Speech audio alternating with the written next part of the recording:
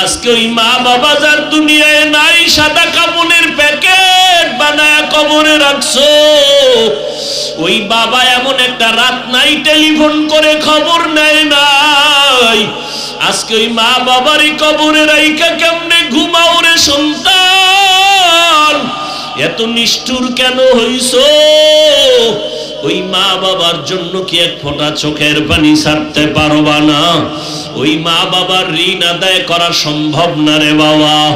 ওই মা বাবা গোপনে কত কান্না করে তোমার আমার জন্য দোয়া করে গেছেন। ওই মা বাবায় যদি মানুষ না বানাইতেন, মানুষ হইতে পারতাম না। ও যুবক বাবারা, এই অল্প বয়সে কে না জানি মায়েরে কষ্ট দিয়া কাঁদাইছো, বাজে কথা বলছো, মা জানি কষ্ট পাইয়ে গোপনে কান্না করেছে। একজন আল্লাহর বান্দি স্বামীর সাথে রাতের বেলা বিছানায় শুয়া শুয়া কাঁদতেছে। স্বামী বলে, বিবি কেন কাঁদো? বলে, আমার মনে কষ্ট। কি কষ্ট? বলে, একটা সপ্তাহ হয়ে গেল আমার সন্তান আমাকে মা বলিয়া ডাক দেয় না। কেন? বলে, একদিন একটা অন্যায় করছে, আমি রাগ করছি। সন্তান ওই রাগে অভিমান কইরা এখন আর আমারে ডাকে না। ঘরে আইসা খানা খায়া চুপচাপ নেমে যায়, আমার দিকে তাকায় না, মা বলে না। স্বামী বলে, বিবি একটু ধৈর্য ধারণ করো, একদিন দুদিন একটু দেরি করো, দেখবা সন্তান ভুল বুঝতে পারিয়া কাছে আসবে। আম্মা জান কাঁদে আর কয়, স্বামী বুঝাইতে পারি না, আমি যতই ঘুমানোর চেষ্টা করি আমার ঘুম আসে না। খানার প্লেটটা নিয়ে বসি, আমার মুখে খানা যায় না, কারণ আমার কাছে লাগে খানার থেকে ঘুমের থেকে আমার সন্তানের মা ডাকে এত মজা। ও যখন আমাকে একবার আম্মু বলিয়া ডাক দেয়, আবার কলিজা ঠান্ডা হইয়া যায়। ও যুবক, ওই মাকে জানি কারা কাঁদাইছো। বাসায় যাইয়া মাকে ডাক দিয়া ক্ষমা চাইয়া নিও। মাকে বলিও, মা আজকে এত বিশাল ময়দানে বয়ান হইল রে মা, কত আমার মতো যুবকেরা দেখলাম কান্না করলো, চোখের পানি ছাড়িয়া মোনাজাত করলো, আর আমার চোখে পানি আসলো না।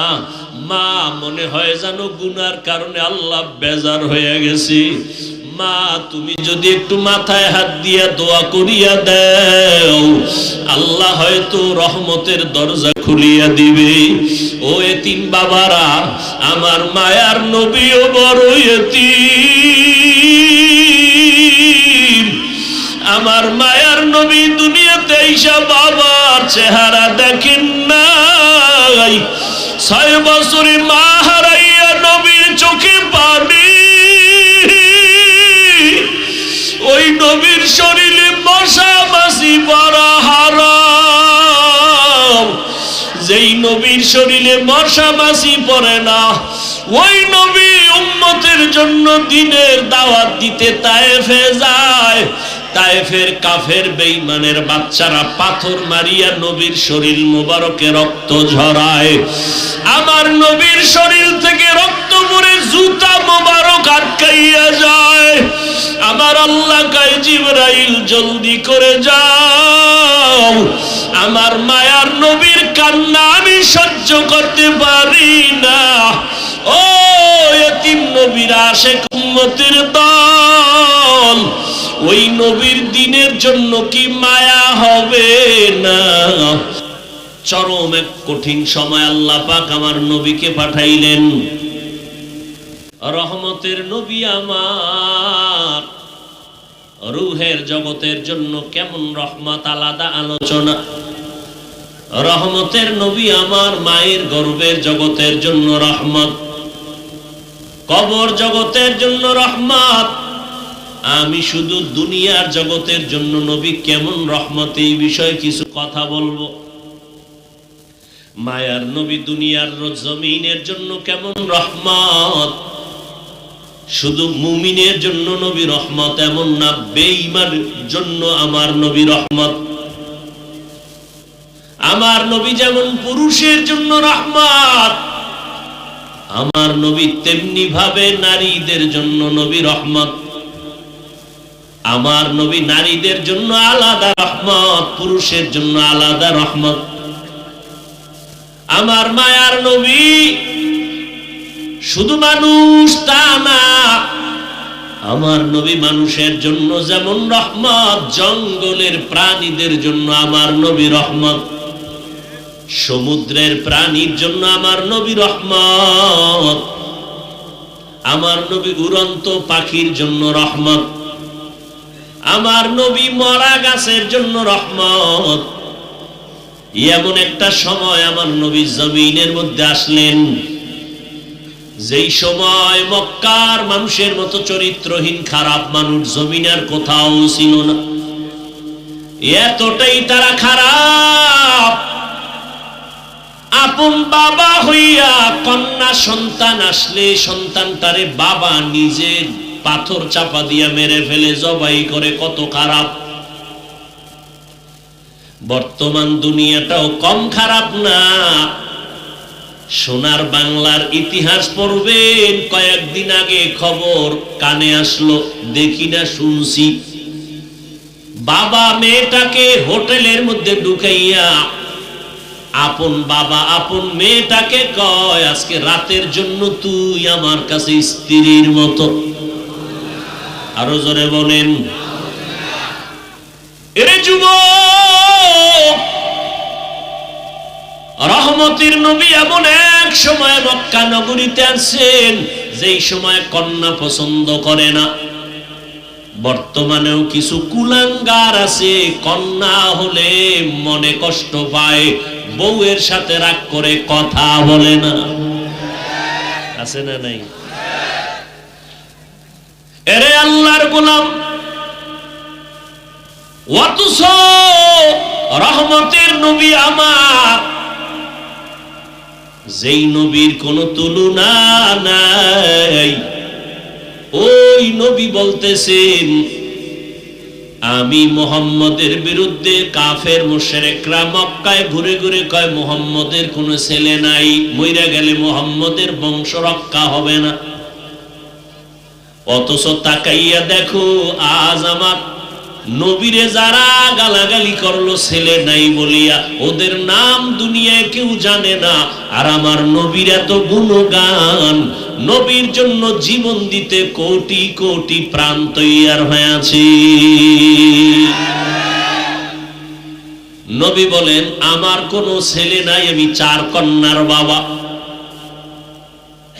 আমি হলাম বিশ্ব নবী, রহমতের নবী, আমার কোনো ছেলে নাই, আমি 4 কন্যার বাবা।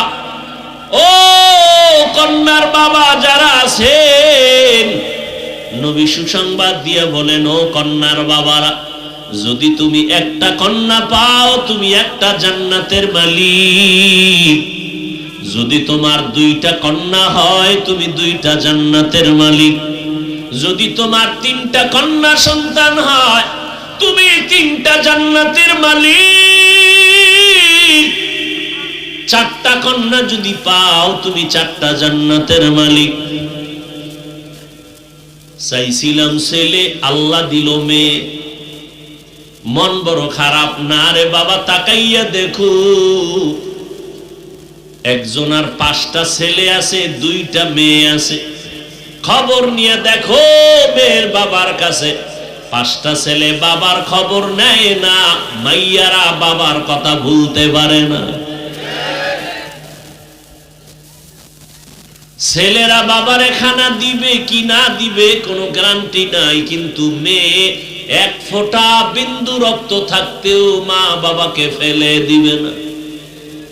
বাবা অসুস্থ হয়ে গেলে ছেলেরা শুইনাও কানে দেয় না, মেয়ে পাগল হয়ে যায়, পাগলের মতো দৌড়ায়, আমার বাবার কি অসুবিধা হয়ে গেল। আমার মাওলায় দেখাইতেছেন, আল্লাহ তাআলা দেখাইতেছেন, তুমি মনে করছো তোমার ছেলে হইলে লাভ হবে, না না রে বাবা, তোমার 10টা ছেলের দ্বারা যেই উপকার না হইতো, আমার মাওলা চাইলে একটা মেয়ের দ্বারাও তার থেকে বেশি উপকার করতে পারে। ওই ছেলে হয়ে লাভ কি? কয়েক মাস আগে ঢাকা বাড্ডা থানা কোটিপতির দুই ছেলে বড় বড় শিক্ষিত, বাবায় মরে গেছে, বাবার লাশটা জমিনে পড়ে আছে। দুই ভাই বাবার টাকা নিয়ে ঝগড়া করলো, 24 ঘন্টা দাফনও করলো না বাবারে। এমন কুলাঙ্গার সন্তান জন্ম দিয়া কি লাভ হবে? আর এই সন্তানের বাবা দাবি করলে কি লাভ হবে রে বাবা? ওই মক্কার মানুষ এতটাই যে খারাপ, ওই জমিনের মধ্যে একটা সুন্দর আল্লাহ ঘর বানাইছেন। জমিনটা বানানোর পরে পরে আল্লাহ ঘর বানাইছেন, নাম বাইতুল্লাহ। এমন একটা দামি ঘর, এই ঘরটার মতো দামি আর কোনো ঘর জমিনে নাই। ঢাকার জাতীয় মসজিদের দিয়ে তাকাইলে কোনো সওয়াব নাই, কিন্তু আল্লাহর ঘর বাইতুল্লাহর দিকে যে তাকায় থাকবে অনবরত আমলনামায় সওয়াব লেখা হবে। ইন্না আউওয়ালা বাইতিন উযিআ লিন-নাসি লাল্লাযী বিবাক্কাতা মুবারাকাও ওয়া হুদা মুবারাকাও ওয়া হুদাল লিল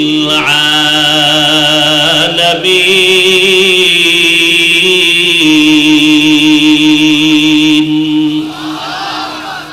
আল্লাহ বলেন, আমি জমিনটা বানাইয়া প্রথম ঘর বানাইলাম হেদায়াতের ঘর, ইবাদতের ঘর। নাম হলো বাক্কা নগরীতে বাইতুল্লাহ। এমন এক দামি ঘর, যেই বাইতুল্লাহর এরিয়ার মধ্যে 1 রাকাত নামাজ 1 লক্ষ রাকাত নামাজের সওয়াব। যেই ঘরের দিকে তাকাইয়া থাকলে কিছু না বলবেন তারপরও সওয়াব। এমন বাইতুল্লাহ, যেই বাইতুল্লাহ হলো আল্লাহর রহমত নাজিলের সেন্টার। ওই বান্দা, এই মক্কার মানুষ এত চরিত্রহীন, ওই বাইতুল্লাহ তো দামি ঘর। এই বাইতুল্লাহর চারপাশে নারী আর পুরুষ একসাথে তওয়াফ করে, তাও উলঙ্গ হইয়া। এতটাই খারাপ, ইতিহাসে পাওয়া যায় মক্কার মতো খারাপ মানুষ জমিনের কোথাও ছিল না। এমন জায়গায় রহমতের নবীকে আল্লাহ পাঠাইলেন, মায়ার নবী। মাত্র 13 বছরের সীমানায় মক্কার মানুষগুলোকে এত দামি বানায় ফেললেন। আল্লাহ পাক জিবরাইল আমিনকে পাঠায় বলেন, যাও একটা লিস্টি দিয়ে দিলাম, নবীর কাছে পৌঁছাইয়া দাও। এই লিস্টির মধ্যে যাদের নাম আছে, নবী যেন ঘোষণা করে দেয়, এই লিস্টিতে যাদের নাম এরা বিনা হিসাবে জান্নাতি। মাত্র 13 বছরে মক্কার খারাপ মানুষগুলো স্বর্ণের মানুষ বানায় ফেললেন নবী। একটা বেতের বাড়িও দেন নাই। আরো আশ্চর্য, নবী জীবনে একটা মিথ্যা কথা বলেন নাই। পাইবেননি 2-1 বিশ্বাস নেতা মিছা কয় না? আছে তো, ফুলের মতো পবিত্র হয় কেমনে? রহমতের নবী আমার জীবনে একটা মিথ্যা কথা বলেন নাই। আরো আশ্চর্য খবর, নবী জীবনে কোনোদিন কাউকে একটা গালি দেন নাই। হাজারো গালি নবী শুনছেন, কোনো গালির জবাব দেন নাই। আরো আশ্চর্য, রহমতের নবী আমার কোনদিন কারো দিকে চোখ গরম করে তাকান নাই। নবীর খাদেম, অনেক বছর নবীর খেদমত করেছে। খাদেম বলতেছেন, নবীজি কোনো একটা দিন আমাকে বলে নাই এটা এমন হলো কেন, কোনদিন বলেন নাই।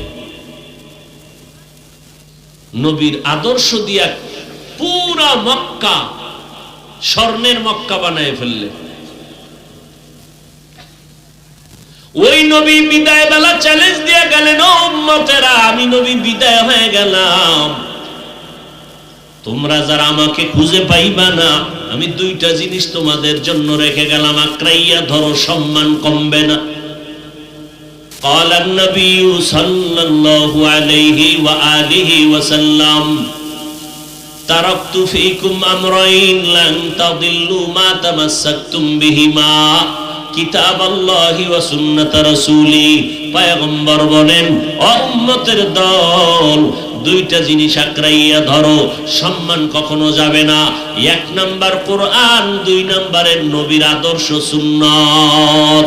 ১৫০০ বছর পরে আজকে তাকাইয়া দেখেন ইহুদি খ্রিস্টান বিধর্মীরা সব মুসলমানের দুশমন। ভেতরে ভেতরে কিছু মুসলমান নামদারিরাও দুশ্মনী করে।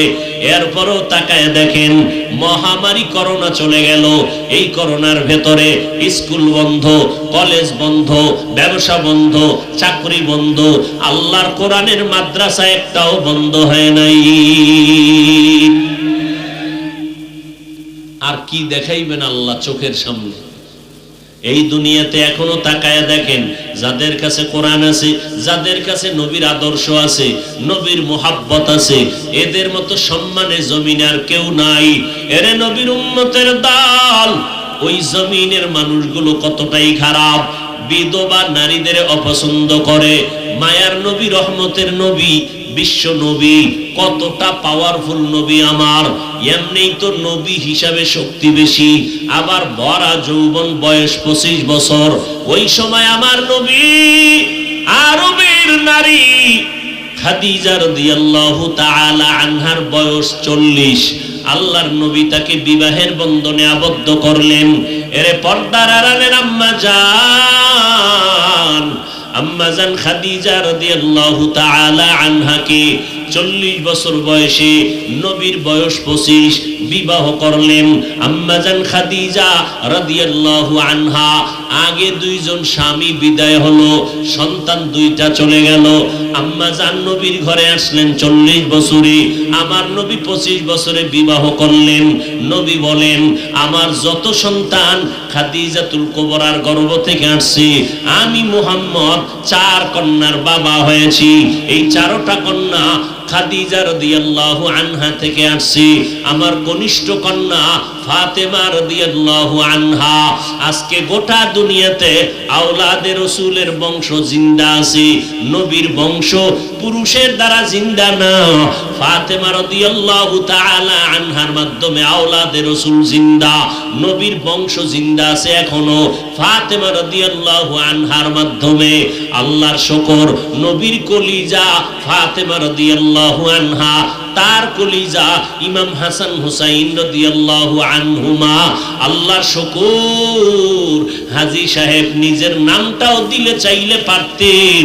নিজের নামে মসজিদ, নিজের নামে মাদ্রাসা, এগুলো না দিয়া আল্লাহর মোহাব্বত ইমাম হাসান হুসাইন রাদিয়াল্লাহু আনহুমার নামে মাদ্রাসার নাম করেছেন।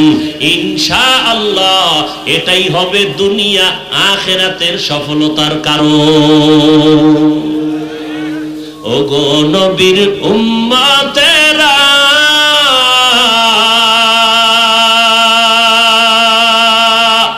হয়ে আজি দিশাহারা, কোরআন হাদিসের চলো যখন যাহা চায় মনে, নবী বিনে কে তরবে পুলসিরাত মিজানে, নবী বিনে কে তরবে পুলসিরাত মিজানে। নবী আমার জীবন ভরে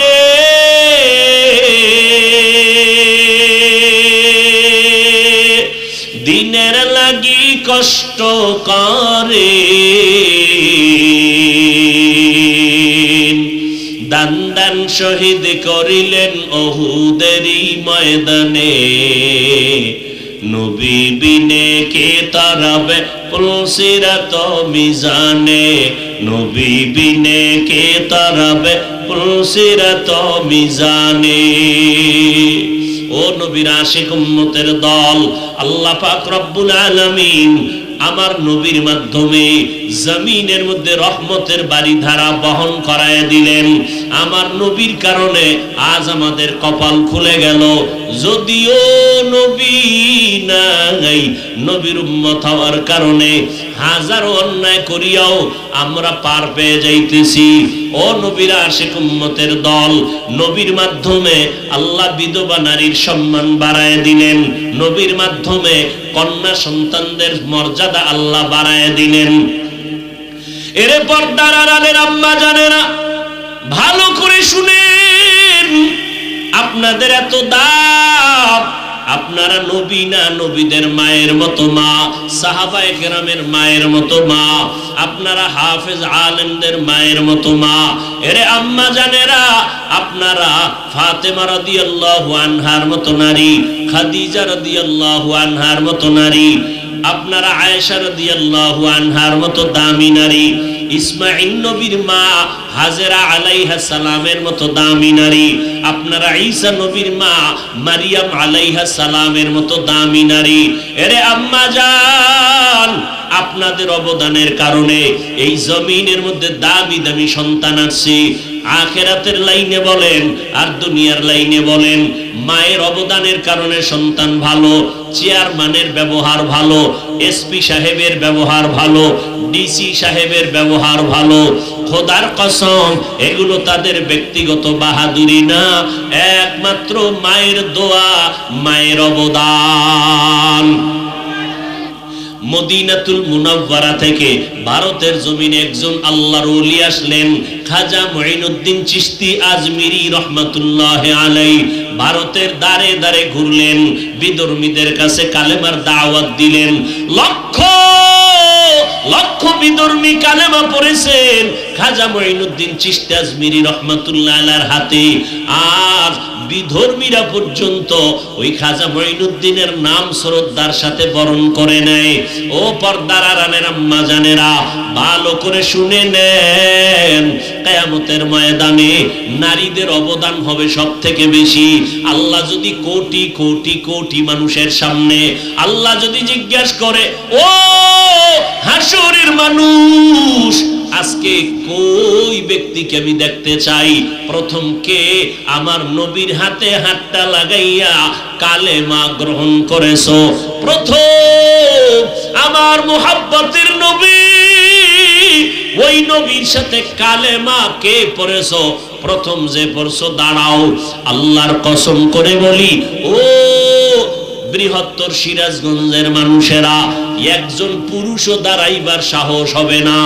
একজন নারী হাসরের ময়দানে দাঁড়ায় বলবেন, ও দয়ার মালিক, আমি একজন নারী, তোমার নবীর হাতে প্রথম কালেমা গ্রহণ করেছি। আমি ভিন্ন কোন নারী না, আমি নারী রহমতের নবীর বিবি খাদিজা। নারীদের এত সম্মান নবীর রহমতের নবীর কারণে। হাসরের ময়দানে আল্লাহ যদি জিজ্ঞাসা করে, আমার নবীর সাথে দিন জিন্দা রাখার জন্য প্রথমে কে গলা কাইটা রক্ত বিলাইছো, জমিনে শহীদ হয়েছো? একজন পুরুষও দাঁড়াবার ক্ষমতা হবে না। একজন আল্লাহর বান্দি দাঁড়ায় যাবেন, দাঁড়াইয়া বলবেন, আল্লাহ, আপনার দিন জমিনে জিন্দা করার জন্য আমি সর্বপ্রথম গলা কাটাইয়া রক্ত ঝরাইছি। আমি একজন নারী, সুমাইয়া রাদিয়াল্লাহু আনহা। নারীর অবদান কত! যত লাইনে নারীর সম্মান দেওয়া দরকার আল্লাহ দিয়ে দিয়েছেন, কিয়ামত পর্যন্ত আর লাইন নাই। কেউ চালাকি যদি করে, নারীর মর্যাদা একটু আলাদা করে বাড়াবে, নারীর অপসম্মান হবে না, হবে নারীদের অপমান। এরে আম্মা জানেরা, খাজা মুঈনুদ্দিন চিশতি আজমিরি অন্তর বড় খুশি। আম্মা জান ডেকে বলে, ও মুঈনুদ্দিন, তোমার অন্তর এত খুশি কেন? আম্মা জান মন আনন্দে ভরা। আমার দাওয়াতে ভারতের ভিতরে লক্ষ লক্ষ বিধর্মী মুসলমান হয়ে গেছে। আম্মা জান কয়, এটা তোমার বাহাদুরি কি? সব আমি মায়ের অবদান। খাজা মুঈনুদ্দিন চিশতি আজমিরি বলেন, মা আপনার অবদান মানি? এবার মা ডেকে বলে, ও মুঈনুদ্দিন, আল্লাহ যেদিন তোমাকে আমার গর্ভে দিয়েছেন, আমি একটা রাত ঘুমাই নাই। আল্লাহর মহাব্বতে সিজদায় পড়ে কান্না করে দোয়া করেছি, ও দয়ার মালিক, মেহেরবানি করে আমার গর্ভের সন্তান তুমি কুতুবুল আলম বানায় দিও। এই মুঈনুদ্দিন, দুনিয়াতে যখন তুমি আসছো, আমি মা তোমাকে দুধ পান করাইছি। আল্লাহর কসম, আমি যতদিন তোমাকে দুধ পান করাইছি, বিনা ওযুতে এক ফোঁটা দুধও তোমার মুখে দেই না। কয়জনের মা পাইবেন এই দুনিয়ায়? বাংলাদেশ বাদ সারা দুনিয়া খুঁজে পাইবেন যে বাচ্চাকে দুধ দেয় অজুর সাথে। ওই যে একটা প্রবাদ আছে না, সংসার ধন্য হয় রমণীর গুণে, ধ্বংস হয় নারীর কারণে। একটা ঘরের নাভি ফুটন্ত গোলাপ মা, মায়ের অবদান, মায়ের আদর্শের কারণে সন্তানের আদর্শ সুন্দর হয়।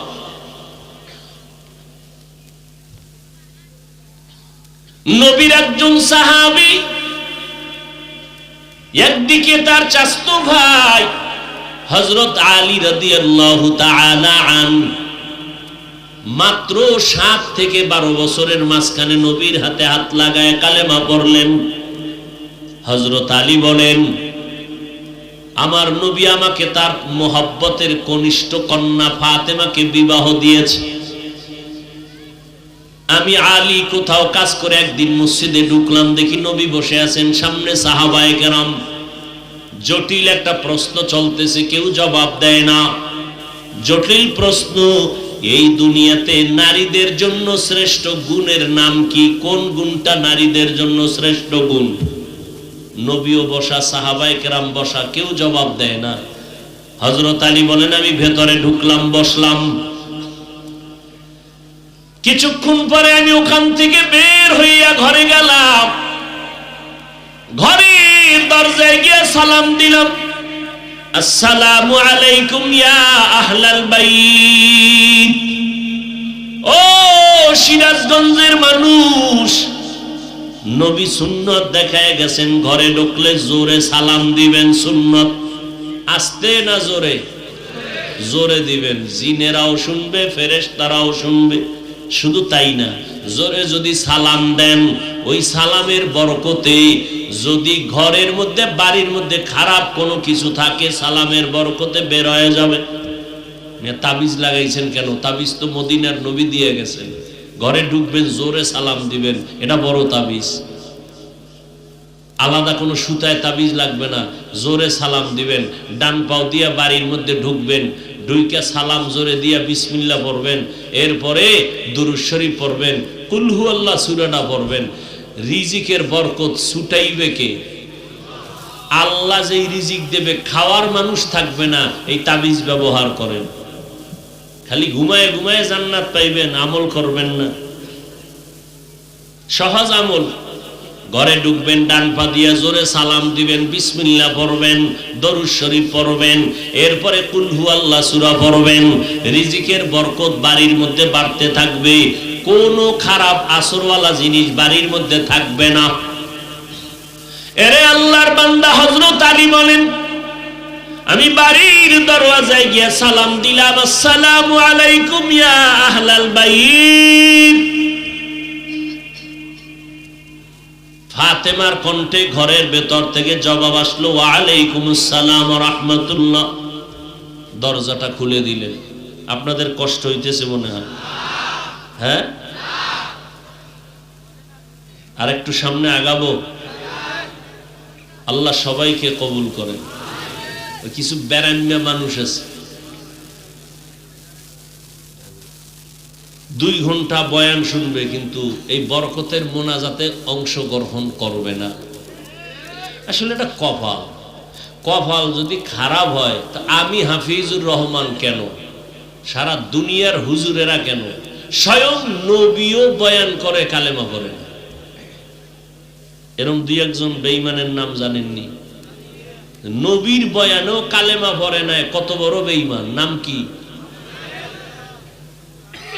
আর কপাল যদি খুলে যায়, আল্লাহ যদি কপাল খুলে দেন, তাহলে নবীকেও জবাই করতে এসে কালেমা পড়ে। কে? এটা কপালের বিষয়। কপাল পুইরা গেলে নবীর বয়ানেও কালেমা পড়ে না, আর কপাল খুইলা গেলে নবীরে জবাই করতে এসেও কি পড়ে নেয়? কালেমা পড়ে নেয়।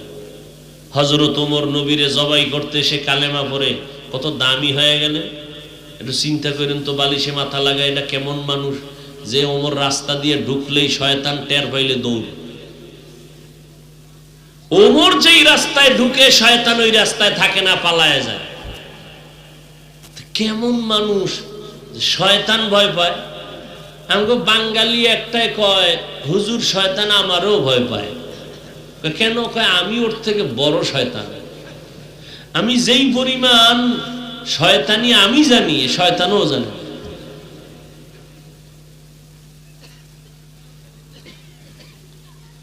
সেই ওমরের দাম কত?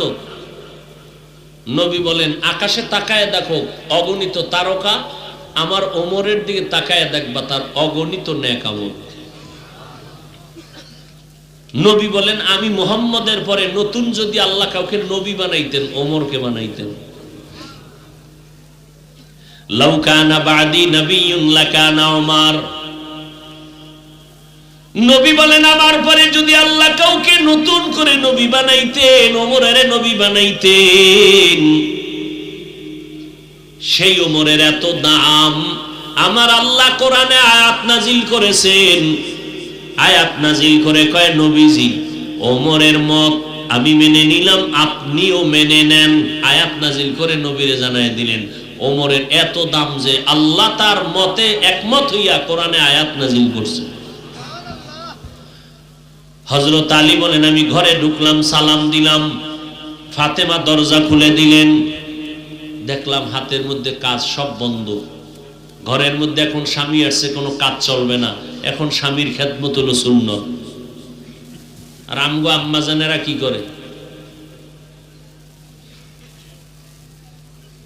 স্বামী এতক্ষণ হইয়া ছিল ঘরের ভিতরে, যে স্বামী আইছে একটু এবার কাজকর্ম শুরু করছে, স্বামীর খেদমত নাই, সালাম তো নাই। ওই এক গ্লাস পানি চাইলে কয় নিয়ে লাও। চৌধুরী বংশের মাইয়া তো, এরে অর্ডার দেওয়া জায়েজ নাই। আর যদি যৌতুক নিয়ে বিয়ে করে তা তো উপায় নেই। আলহামদুলিল্লাহ আপনাদের এই অঞ্চলে মহামারী নাই, আছে?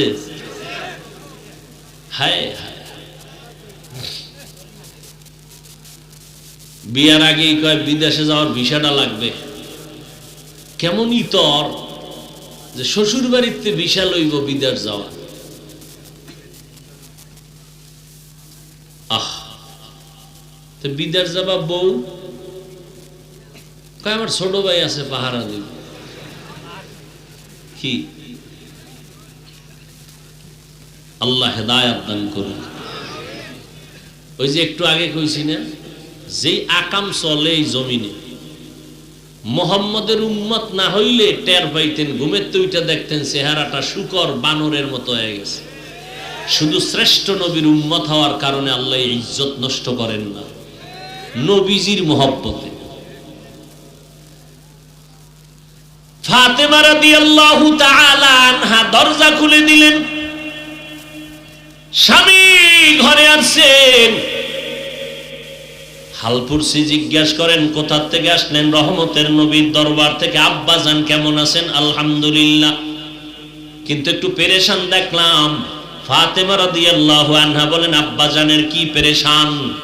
কয়েকটা প্রশ্ন চলতেছে, দুনিয়াতে নারীদের গুণ কি, শ্রেষ্ঠ গুণ কি নারীদের? কেউ জবাব দেয় না। আমি এটা শুইনা চলে আসলাম, ফাতেমা তুমি পারবানি? ফাতেমা রাদিয়াল্লাহু আনহা বলেন, স্বামী আমার রহমতের নবীর কাছে যাবেন, আব্বাজানের কাছে আমার সালাম দিবেন, আর জবাবটাও শুনায় দিবেন। দুনিয়াতে নারীদের জন্য শ্রেষ্ঠ গুণ হলো বেগানার নজর থেকে নিজেকে বাঁচাইয়া রাখা। হযরত আলী দৌড় নবীজির দরবারে, হাঁপাচ্ছেন, ঘাম।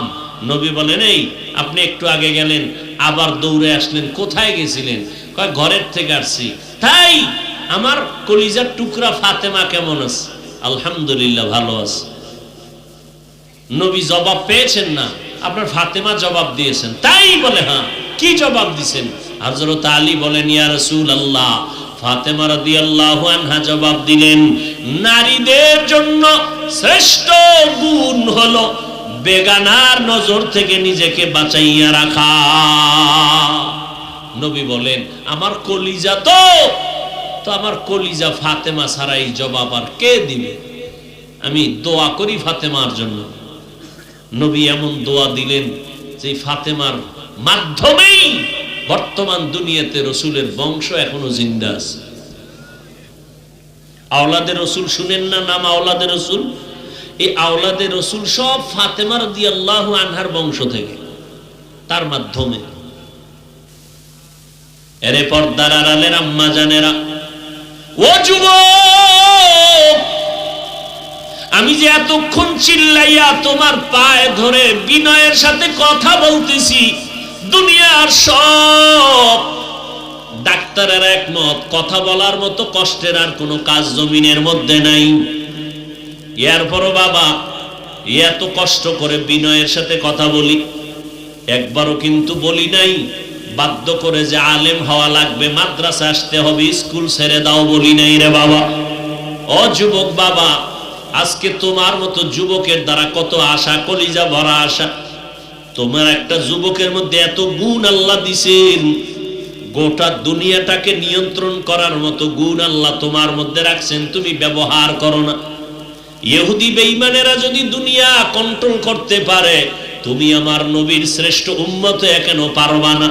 তোমার মধ্যে সে মেধা আছে, তুমি কাজে লাগাও না, বরং দরওয়াজা জানালা বন্ধ করে সারাটা রাত মোবাইল নিয়ে কবিরা গুনাহ করে করে কাটাইয়া নিজের চেহারাটা নষ্ট করে ফেললারে বাবা। তোমার কিডনি নষ্ট, হার্ট দুর্বল, তোমার চোখের পাওয়ার দুর্বল, তোমার ব্রেন দুর্বল। ও যুবক বাবারা, মনে মনে কষ্ট নিও না। এই দুনিয়ায় যাদেরকে আপন মনে করো, কেউ কিন্তু তোমার আপন না, সব দুশ্মন। স্বার্থে আঘাত লাগলে মোবাইল বন্ধ, কথাবার্তা নাই। আর ওলামায়ে কেরাম যতই গালি দেও, তোমার সামনে যাইয়া হাসি মুখে সালাম দেয়, পারলে বুকের সাথে লাগায় নেয়। এত গালি দাও, তারপরও কিন্তু আমরা কিন্তু বধির না। তোমরা যত গালি দাও আমরা শুনি। পাঁচকুল্লির বিরুদ্ধে কত কথা, চরমনের বিরুদ্ধে কত কথা, সারসিনের বিরুদ্ধে কত কথা, পীর মাশায়েখের বিরুদ্ধে কথা, তাবলীগের বিরুদ্ধে কথা, কতই না কও। আমরা কিন্তু কোনোটার জবাব দেই না, সব জানি শুনি। এরপর সামনে এসে সালাম দেই, বুকে হাত বুক লাগাই, একমাত্র কারণ নবীর আদর্শ লালন করি। ও যুবক বাবা, এক এলাকায় একজন আল্লাহর ওলি আছেন। মানুষেরা খবর পাইয়ে পাইয়ে মোলাকাতের জন্য যায়। শুই না একটা হিন্দু ছেলেও গেছে। হিন্দু ছিল, একটা সুদর্শন সুপুরুষ যুবক, টক টক চেহারা। যাইয়া হুজুরের লগে হাত মিলাইছে। হাতটা মিলাইয়া অ্যাকশন শুরু হয়ে গেছে। যুবক ছেলে অকপটে বলে ফেললো, হুজুর আমি কিন্তু সনাতন ধর্মের ছেলে। তাই নাকি? কর হুজুর হাত ধইরা আর ছাড়ে না। এক ধ্যানে চেহারার দিকে তাকাইতেছে, আর হুজুরের চোখ বয়া পানি পড়তেছে। যুবক গেছে ভয় পাইয়া, আরে আমি সনাতন ধর্মের মানুষ, একটু আইসি মোহব্বতে। ওই আমি সেদিন ফরিদপুরে গেছি, এখন এক জায়গায় বসা বয়ানের আগে খানা টানা খাবো, তো একজনে বলতেছে দুইটা হিন্দু ছেলে আপনার সাথে একটু দেখা করবে, ভয় পাইতেছে, আপনি অনুমতি দিবেননি? পরে আমি বললাম হ্যাঁ নিয়ে আসো। তো আসলো, অনেকক্ষণ বসাইলাম, নাস্তা দিলাম, কথা বললাম। হুজুর সব সময় বয়ান শুনি, মাশাআল্লাহ ভালো। আমাদের কোরআনের মাহফিলে এরকম অনেক জায়গায় অনেক বিধর্মীরা আসে না, আসে না? এখন যুবক ভয় পেয়ে গেছে, হুজুর মুসাফা করলাম, পরিচয়টা দিলাম, আপনি কাঁদতেছেন কি বেয়াদবি করে ফেলছে? আল্লাহর ওলি কয় না বাবা। তো কাঁদেন কেন? আল্লাহর কুদরত দেখে কাঁদি। কি কুদরত? তোমার এত সুন্দর চেহারা, আল্লাহ যে জাহান্নামে জ্বালাইবেন, একটু কি আল্লাহর মায়া লাগবে না? কাম সারছে, হৃদয়ের মধ্যে ইনজেকশন ঢুকে গেছে, যুবকের কলিজায় নাড়া দিছে। কইল কি? হুজুর হাত ছেড়ে দিছে, যাও বাবা। মেডিসিন একটা দিয়ে দিছে, যুবক চলে গেছে। বাড়ি আসার পরে আর ঘুম নাই, খাওন নাই। হুজুর কইল কি? বালিশে মাথা লাগায় টেনশন করে, হুজুর আমাকে বলেছে আমাকে এত সুন্দর চেহারা দিয়ে আল্লাহ বানাইছেন, জাহান্নামের আগুনে আমাকে জ্বালাইবে না, সেটা তো অনেক দূর, ওটা তো মরার পর। কিন্তু আমারে তো দুনিয়ায় মাটির উপরেই তো জ্বালায় দিবে, এটা তো আমার ধর্মের নিয়ম। তাহলে জাহান্নামের আগুনের আগে দুনিয়ার আগুনই তো আমার সবাই জ্বালায় ফেলবে। না, আমি জ্বলতে চাই না। মনেরে বুঝাইয়া কন্ট্রোল করতে পারে না। হুজুরের এক কথায় হৃদয়টার মধ্যে নাড়া ভরলো। যুবক দৌড়াইয়া আবার আল্লাহর ওলির কাছে গেল, যাইয়া হাত ধইরা কয়, হুজুর আমি বুঝতে পেরেছি আমার এই সুন্দর চেহারাটা আমি জাহান্নামের আগুনে জ্বালাইতে চাই না। আর জাহান্নামের আগুন অনেক পরের কথা, দুনিয়াতেই তো মরিয়া গেলাম গো, ধর্মে আগুন দিয়া জ্বালায় দেয়, আমি এই আগুনে জ্বলতে চাই না। হুজুর আমারে তওবা করায় দেন, আমি মদিনাওয়ালা নবীর আদর্শ নিয়ে চলতে চাই, হুজুর আমাকে কালেমা পড়ায় দেন। ও আল্লাহর বান্দারা, ও যুবক, তোমাদের এই উত্তরবঙ্গ এলাকার একটা ঘটনা, তাজা ঘটনা, এলাকার নাম বলবো না, শুধু ঘটনাটা বলা আমার উদ্দেশ্য। না জানি আল্লাহ কারে হেদায়েত দেয়, হেদায়েতের মালিক আমার আল্লাহ। ও যুবক বাবারা, যদি পারতাম, তোমরা যদি একটু সুযোগ দিতাম, মুখ খুইলা বলতা, হাফিজ ভাই আমগো নিচে আইসা আপনি পাও ধরবেন, আমরা নবীর সুন্নত আর ছাড়বো না। হৃদয়টারে যদিও কথা কিন্তু করা করা কইছি, হার্ড কথা বলছি, কিন্তু আমার অন্তরটা কিন্তু হার্ড না রে বাবা, মোমের মতো নরম হৃদয় নিয়ে বসছি। যদি একটু বলতা, পায়ে হাত দিলে আর দাড়ি কাটবা না রে যুবক, তোমার পায়ে হাত দিলে তুমি আর আমার নবীরে ভুলবা না। ও যুবক, তোমার পায়ে হাত দিলে তুমি আর আমার নবীর সুন্নতের জবাই করবা না। ও আল্লাহর বান্দারা, মনটা চায় আমি তোমার কাছে আইসা বুকে লাগায় তোমার পায়ে ধরি। ও যুবক, আজকে আমিও তো তোমার মতো একটা যুবক সন্তান, আজকে আমি যদি তোমার মতো প্যান্ট শার্ট টাই লাগায় চলি, কেউ আমারে বাধা দিত না। ও যুবক বাবারা, এই টুপি মাথায় দেওয়ার কারণে মাথাটা গরম, তোমার থেকে কম বুঝি না। দাড়ি রাখার কারণে যৌবনের ভাব চলিয়া যায়, কম বুঝি না। লম্বা জামাটা গায়ে দেওয়ার কারণে শরীর আটকা আটকা লাগে, তারপরও জামা খুলি না। এই শীতের দিনে ফজরের সময় ঠান্ডা পানি দিয়া ওযু বানাইয়া নামাজ পড়তে কত কষ্ট, তোমার থেকে কম বুঝি না রে বাবা। আজকে যদি আমি এত গালি শুনতেছি, এরপরও নামাজ ছাড়ি না, বেপরদায় চলি না, হালাল খাই, ও বাবা পাও দূরে দূরে তোমাদের বুঝাই, এর একমাত্র কারণ আমার মাওলার কথা সত্য, আল্লাহর কোরআনে কোনো ভুল নাই, নবীর কথায় কোনো ভুল নাই। ওই কোরআনে জান্নাতের বয়ান আছে, ওই কোরআনে জাহান্নামেরও বয়ান আছে, একটা কথা মিথ্যা না। ও বাবারা তাকায় দেখো, তোমার মতো যুবক জেনারেল লাইনে পড়ছে, জীবনে মাদ্রাসায় পড়ে নাই, তাকায় দেখো স্কুল কলেজে পড়ে এখনো নামাজ ছাড়ে না, নাই? বিবেকটারে প্রশ্ন করো, তুমি কেন পারবা না রে বাবা? তোমার মতো যুবক আজকে দেখো কৃষি কাজ করে, নদীর মধ্যে মাছ ধরে না, মাছ ছাড়ে না, তুমি কেন পারো না রে বাবা? তোমার মতো যুবক সন্তান র্যাব আর্মি পুলিশ বিডিআর এর চাকরি করে, নামাজ ছাড়ে না, বলো বাবা তুমি কেন পারবা না?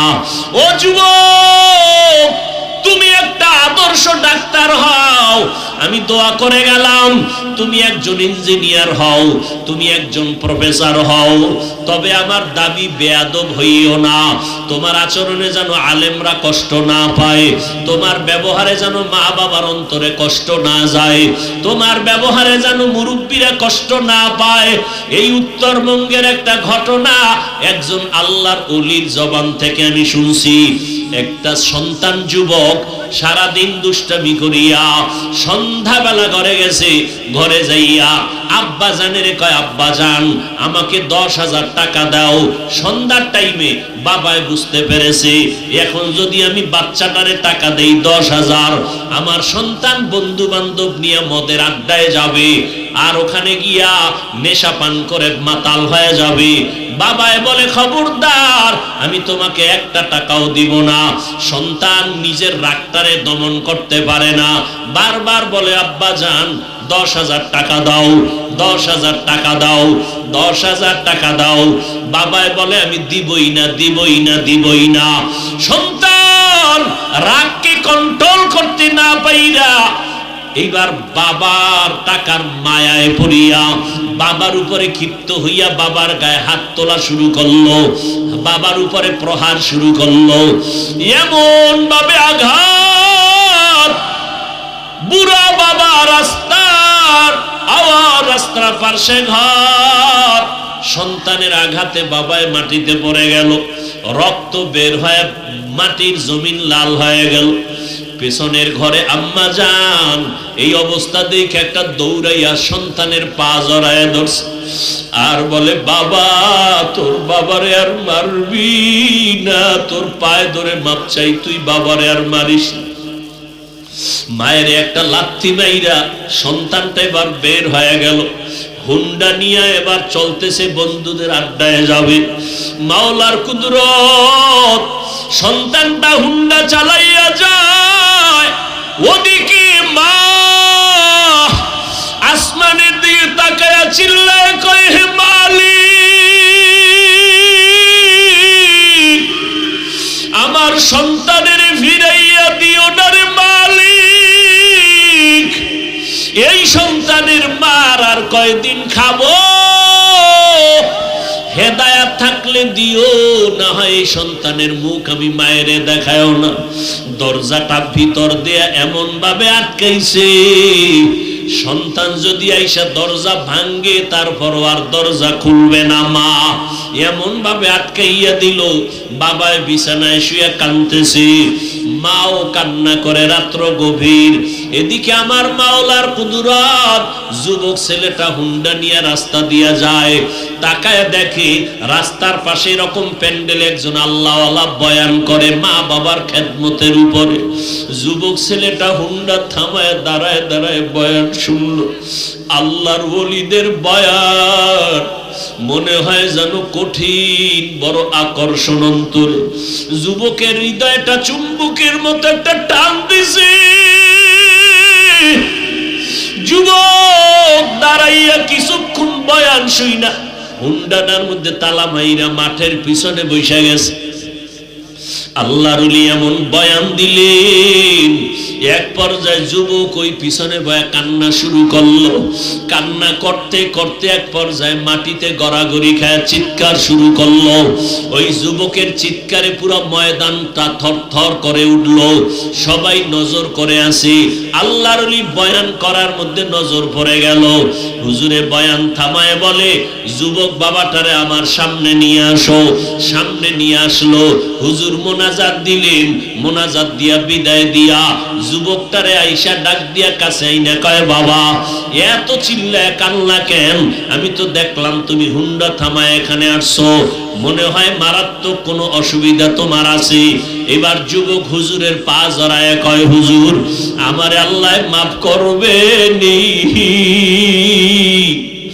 এই দুনিয়ায় বোধহয় আমার মতো খারাপ কোনো সন্তান নাই। বলে, বাবা কি করেছো? বলে, আমি আমার বাবার গায়ে হাত তুলেছি, আমি আমার মায়ের গায়ে হাত তুলেছি, আমার জাহান্নাম ছাড়া উপায় নাই। হুজুর আমার উপায় কি হবে? একটু তওবা করাইয়া দেন, আমি আর জীবনে বুঝি মাপ পাবো না রে হুজুর। আল্লাহর ওলি বলে, বাবা তুমি মাওলার কাছে খাঁটি ভাবে ক্ষমা চাও, কান্না করো, আর তোমার মা বাবার পাও জড়াইয়া ধরো। মা বাবায় যদি মাফ করিয়া দেয়, আমার মাওলার আরশ খুশি হয়ে যাবে। মা বাবায় খুশি হয়ে গেলে আল্লাহ খুশি। এবার হুজুরে দোয়া টোয়া করে দিলেন। রাতের গভীরে যুবক ছেলেটা বাড়িতে রওনা। দরওয়াজার কিনারায় গভীর রাত, ডাক দিয়া কয়, মা আমি দরজার সামনে হাজির, দরজাটা খুলে দাও রে মা। মা কোনো ডাকের সাড়া দেয় না, জবাব দেয় না। মা তো ভেতর থেকে দরজা আটকাইছে, সন্তানের আর ঘরে ঢুকাইবে না। সন্তান এত ডাকে মা সাড়া দেয় না। যখন চিল্লাইয়া কান্না শুরু করছে, মা ডাক দিয়ে কয়, আমার ঘর তোর জন্য বন্ধ করে দিছি, আর জায়গা হবে না। আবার কি মারতে আসছো? সন্তান এবার চিল্লায় আর কাঁদে আর কয়, মা আমি বেয়াদবি করেছি, আমার একটু সুযোগ দাও, আমি ক্ষমা চাইয়া তার উপরে ঋণ আদায় করব। মা আমি জীবনে আর বেয়াদবি করব না। যখন সন্তানের কান্নার আওয়াজ, মায়ের কলিজার মধ্যে আঘাত শুরু হয়ে গেল। দরজাটা খোলার পর সন্তান বাবার পা জড়ায় কান্না শুরু করলো, ও আব্বা জান আমি বুঝতে পারি নাই, মাফ করিয়া দেন। আপনি যদি আমাকে মাফ না করেন আমার উপায় নাই। ও যুবক, এই চেয়ারে বসছি বাহাদুরি না রে বাবা, আমার মা বাবার কত কান্না কত দোয়ার কারণে আজকে এখানে বসছি। ও বাবারা, তোমরা যারা আজকে এখানে আসো, মা বাবার দোয়া কান্না ছাড়া কিন্তু কেউ পরীক্ষায় পাশ করতে পারো নাই। মা বাবার চোখের পানি দোয়ার কারণে আজকে টাকার মালিক হয়ে গেছো। মা বাবার চোখের পানি আর দোয়ার কারণে আজকে বাড়ি গাড়ির মালিক, সম্মানের চেয়ারের মালিক। আজকে ওই মা বাবা যার দুনিয়ায় নাই, সাদা কাপড়ের প্যাকেট বানায় কবরে রাখছো, ওই বাবা এমন একটা রাত নাই টেলিফোন করে খবর নেয় নাই। আজকে ওই মা বাবারই কবরে রাইখা কেমনে ঘুমাও রে সন্তান? এত নিষ্ঠুর কেন হইছো? ওই মা বাবার জন্য কি এক ফোঁটা চোখের পানি ছাড়তে পারবা না? ওই মা বাবার ঋণ আদায় করা সম্ভব না রে বাবা। ওই মা বাবা গোপনে কত কান্না করে তোমার আমার জন্য দোয়া করে গেছেন। ওই মা বাবায় যদি মানুষ না বানাইতেন, মানুষ হইতে পারতাম না। ও যুবক বাবারা, এই অল্প বয়সে কে না জানি মায়েরে কষ্ট দিয়া কাঁদাইছো, বাজে কথা বলছো, মা জানি কষ্ট পাইয়া গোপনে কান্না করেছে। একজন আল্লাহর বান্দি স্বামীর সাথে রাতের বেলা বিছানায় শুয়ে শুয়ে কাঁদতেছে। স্বামী বলে, বিবি কেন কাঁদো? বলে, আমার মনে কষ্ট। কি কষ্ট? বলে, একটা সপ্তাহ হয়ে গেল আমার সন্তান আমাকে মা বলিয়া ডাক দেয় না। কেন? বলে, একদিন একটা অন্যায় করছে, আমি রাগ করছি। সন্তান ওই রাগে অভিমান কইরা এখন আর আমারে ডাকে না। ঘরে আইসা খানা খায়া চুপচাপ নেমে যায়, আমার দিয়ে তাকায় না, মা বলে না। স্বামী বলে, বিবি একটু ধৈর্য ধারণ করো, একদিন দুদিন একটু দেরি করো, দেখবা সন্তান ভুল বুঝতে পারিয়া কাছে আসবে। আম্মা জান কাঁদে আর কয়, স্বামী বুঝাইতে পারি না, আমি যতই ঘুমানোর চেষ্টা করি আমার ঘুম আসে না। খানার প্লেটটা নিয়ে বসি, আমার মুখে খানা যায় না, কারণ আমার কাছে লাগে খানার থেকে ঘুমের থেকে আমার সন্তানের মা ডাকে এত মজা। ও যখন আমাকে একবার আম্মু বলিয়া ডাক দেয়, আবার কলিজা ঠান্ডা হইয়া যায়। ও যুবক, ওই মাকে জানি কারা কাঁদাইছো। বাসায় যাইয়া মাকে ডাক দিয়া ক্ষমা চাইয়া নিও। মাকে বলিও, মা আজকে এত বিশাল ময়দানে বয়ান হইল রে মা, কত আমার মতো যুবকেরা দেখলাম কান্না করলো, চোখের পানি ছাড়িয়া মোনাজাত করলো, আর আমার চোখে পানি আসলো না। মা মনে হয় জানো গুনার কারণে আল্লাহ বেজার হয়ে গেছে। মা তুমি যদি একটু মাথায় হাত দিয়া দোয়া করিয়া দাও, আল্লাহ হয়তো রহমতের দরজা খুলিয়া দিবে। ও এতিম বাবারা, আমার মায়ার নবীও বড় এতিম। আমার মায়ার নবী দুনিয়াতে এসে বাবার চেহারা দেখেন নাই। 6 বছরে মা হারাইয়া নবীর চোখে পানি। ওই নবীর শরীরে মশা মাছি পড়া হারাম। যেই নবীর শরীরে মশা মাছি পড়ে না, ওই নবী উম্মতের জন্য দিনের দাওয়াত দিতে তায়েফে যায়। তায়েফের কাফের বেঈমানের বাচ্চারা পাথর মারিয়া নবীর শরীর মোবারকে রক্ত ঝরায়। আমার নবীর শরীর থেকে রক্ত পড়ে আল্লাহ কয় জিবরাইল জলদি করে যাও, আমার মায়ার নবীর কান্না আমি সহ্য করতে পারি না। ও এতিম নবীর আশিক উম্মতের দল, ওই নবীর দিনের জন্য কি মায়া হবে না? ওই নবীর মোহাব্বত যদি অন্তরে থাকে রে বাবা, শয়তানের ধোকায় পড়ে গুনাহ তো কম করো নাই। আজকে থেকে মাওলার কাছে কান্না করো, চোখের পানি ছাড়ো, তওবা করো। কান্না যদি না আসে চেষ্টা করো বাবা। দুনিয়ার ঘরে আগুন লাগলে পানি ছাড়া ঠান্ডা করা যায় না। জাহান্নামের আগুন গুনার কারণে জ্বলতে থাকবে, পানি ছাড়া ঠান্ডা হবে না। তবে দুনিয়ার আগুনটা বৃষ্টির পানি, নদীর পানিতে নিভানো যায়। জাহান্নামের আগুন চোখের পানি ছাড়া নিভানো যাবে না। এই জন্য আল্লাহ কোরআনেও বলেন কান্নার কথা। আমার নবীও জিন্দেগি ভর কান্না করেছেন। আবু বকরের মতো বান্দা জান্নাতের টিকিট পাইয়া কান্না করেছেন। ওমরে ফারুক কান্না করেছেন। সেই তুলনায় আপনার আমার তো আজীবন কান্না করা দরকার, যেই পরিমাণ গুনাহ করেছি। মানুষ আমার গুনার খবর জানে না, জানলে চেয়ারে বসতে দিত না। আল্লাহ পাক সব জানেন, এরপরও রাগ করিয়া খানা বন্ধ করেন নাই।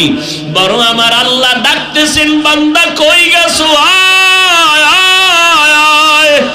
ওরে বান্দা, আমার রহমতের দরজা খোলা। আমার দরজা ছাড়িয়া যেদিকেই যাবি জাহান্নামের আগুন। এক সেকেন্ডের জাহান্নামের আগুন সহ্য করতে পারবা না। ও বাবা, বাসায় গিয়া মশারি ছাড়া ঘুমাইতে পারো না, মশার কামড়। ফ্যানের বাতাস চালায়া ঘুমাও, গরম। আল্লাহ না করুন গুনাহ নিয়ে যদি কবরে যাও, ওই কবরে জাহান্নামের আগুনের গরম। ওই কবরের দুই পার্শ্বের মাটির চাপ কেমনে সহ্য করবা? আল্লাহর কোরআন সত্য, গুনাহ নিয়ে কবরে গেলে আযাব হবে সত্য। এখনো সময় আছে, আমার মাওলাকে মনে মনে ডাকো, মনে মনে বলো, হে আল্লাহ, এই ময়দানে আমার মতো গুনাহগার কেউ নাই। ও আল্লাহ, আমার গুনার কারণে আমার হাত না পাক, আমার চোখ না পাক, জিহ্বা না পাক, অন্তর না পাক। আজকে তওবা করে ফেললাম, মরিয়া গেলে যাব, আর নামাজ ছাড়বো না, আর দাড়ি কাটবো না, মা বাবাকে কষ্ট দিব না, উলামায়ে কেরামের পরামর্শ নিয়ে চলবো, নবীর সুন্নাত অনুযায়ী চলবো, দেশ জাতির বিরুদ্ধে ষড়যন্ত্র করব না। তওবা করার মতো যদি অন্তর কারো তৈরি হয়, মুনাফিকি না থাকে, খাঁটি তওবার নিয়ত যাদের আছে রে বাবা, দুইটা হাত আমার আল্লাহকে দেখাইয়া দাও। আয় আল্লাহ, হাতগুলো কবুল করে নেন, তওবা কবুল করে নেন, তওবার উপরে মজবুত হইয়া চলার তৌফিক দান করেন, আমিন। আলহামদুলিল্লাহি রাব্বিল আলামিন, ওয়াসসালাতু ওয়াসসালামু আলা সাইয়্যিদিল আমবিয়াই ওয়াল মুরসালিন ওয়া আলা আলিহি ওয়া আসহাবিহি আজমাইন। ইয়া আরহামার রাহিমিন, ইয়া আরহামার রাহিমিন, ইয়া আরহামার রাহিমিন। রব্বিরহামহুমা কামা রব্বায়ানি সগীরা। আল্লাহুম্মা ইন্নাকা আফুউন কারীম তুহিব্বুল আফওয়া ফা'ফু আন্না। আল্লাহুম্মা ইন্না নাসআলুকা রিযাকা ওয়াল জান্নাহ ওয়া নাউযু বিকা মিন সাখাতিকা ওয়ান নার। ও দয়ার মালিক,